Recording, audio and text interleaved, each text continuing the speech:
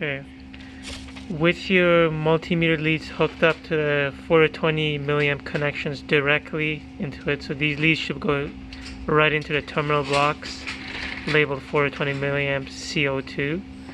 Right now I have 0% CO2 and I'm reading close to 4 milliamps. We can toggle this reading by doing a couple of things here. So if we want to test and see whether the 4 milliamp and the 20 milliamp range is working, we would do it as follows. So setup, DAC,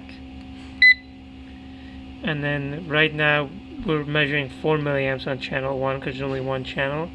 If we press span, it's going to change to 20 milliamps. So as you can see, 20.26. Now, as I toggle this up and down, it's going to change the value.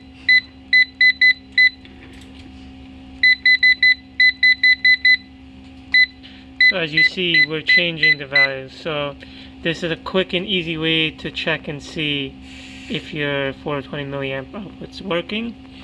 It's important to make sure when measuring current that the fuse inside your multimeter is good. If it's not good, you're not going to measure anything at all. And that's it.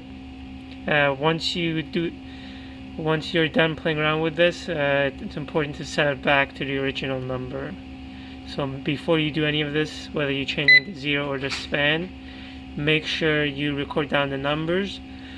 Or if you forgot them, just make sure it says 4 milliamps before you exit and 20 milliamps before you exit on the high range. So in this case, we actually want to put it down a little bit.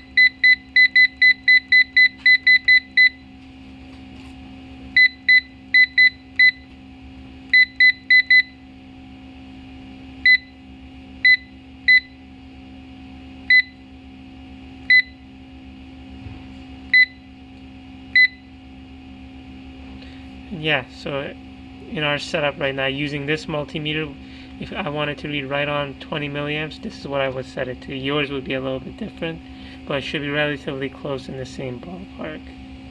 And that's it.